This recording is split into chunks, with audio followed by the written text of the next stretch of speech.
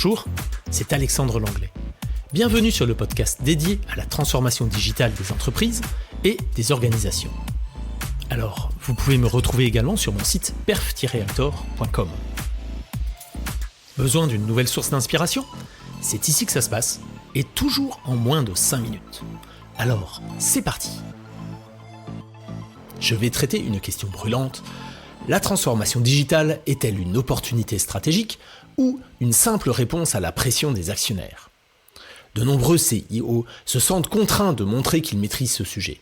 Mais entre les annonces ambitieuses et les résultats concrets, il y a un fossé. Et si on sortait de cette course aux technologies pour recentrer la transformation sur ce qui compte vraiment, les métiers et la création de valeur ? Dans cet épisode, nous nous appuierons sur des recherches et des exemples pour décortiquer les enjeux. Par exemple, une étude de McKinsey révèle que 70% des initiatives digitales échouent à atteindre leurs objectifs, souvent par manque d'alignement avec les besoins métiers. Alors, plongeons dans cet épisode. Dans un monde en perpétuel changement, les attentes envers les CEO ont explosé. Les actionnaires veulent des résultats rapides, les collaborateurs attendent des outils modernes et le marché exige de l'innovation. Cette pression pousse souvent à des décisions précipitées. Une analyse du fameux Harvard Business Review souligne que beaucoup de projets digitaux sont motivés par une peur de rater le train, plutôt que par une réelle stratégie. Mais soyons honnêtes, combien de ces projets tiennent leurs promesses ? Les chiffres parlent d'eux-mêmes. Selon McKinsey, près de 70% des initiatives digitales échouent. Pourquoi ? Parce qu'elles sont souvent déconnectées des besoins réels des métiers. La clé d'une transformation réussie ne réside pas dans la technologie elle-même, mais dans la façon dont elle sert les métiers. Prenons un exemple inspirant tiré du rapport de PwC sur les transformations dans le secteur logistique. Une entreprise confrontée à des retards chroniques dans ses livraisons. Au lieu de se précipiter sur de l'IA, elle a intégré des outils simples d'analyse de données et de planification. Résultat, une réduction de 30% des délais en seulement quelques mois. Cette histoire illustre 3 principes fondamentaux. Le premier, c'est de bien comprendre les besoins métiers.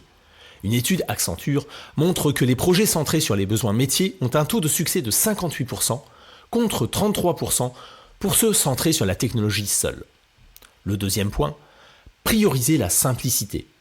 Parfois, les solutions les plus simples ont l'impact le plus immédiat. Et enfin, il faut former les collaborateurs. Selon un rapport de Gartner, les entreprises qui investissent dans la formation et l'accompagnement des équipes doublent leurs chances de succès. Les actionnaires veulent des résultats rapides, mais ils veulent aussi une vision. Selon un article récent du Financial Times, les CEO qui savent articuler une vision claire et des objectifs mesurables inspirent davantage confiance. Pour cela, voici 2 conseils concrets. Construisez une narration cohérente. Expliquer comment chaque initiative digitale s'inscrit dans une stratégie globale. Et ensuite, montrer des indicateurs intermédiaires. Une analyse de Deloitte montre que les actionnaires valorisent des résultats progressifs, comme des réductions de coûts ou des gains en satisfaction client, autant que des initiatives majeures. Une transformation digitale ne s'improvise pas. Elle doit être pilotée comme un portefeuille d'investissement avec une vision claire et des risques, des priorités. Quelques éléments à intégrer dans cette approche. Tout d'abord, évaluer les risques technologiques et humains.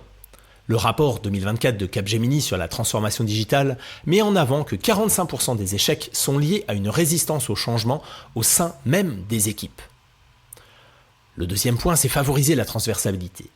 Les initiatives digitales doivent être transversales et non cloisonnées dans un département IT. Et enfin, il faut construire la résilience. Comme le souligne bien Forrester, les entreprises qui intègrent des approches agiles et adaptatives résistent mieux aux imprévus. Pour conclure, la transformation digitale est bien plus qu'un défi technologique, c'est une opportunité de repenser les modèles, de renforcer la collaboration entre les métiers et de créer une véritable valeur pour toutes les parties prenantes. Si vous êtes CEO, posez-vous ces 2 questions. Votre transformation sert-elle vos objectifs stratégiques ou répond-elle simplement à une pression externe ? Et également, est-ce que les métiers de votre entreprise sont-ils au cœur de vos initiatives digitales ? Merci d'avoir écouté cet épisode de Digital Actor. Vous pouvez retrouver ces sources inspirées dans la description de l'épisode. À très bientôt pour un nouvel échange inspirant.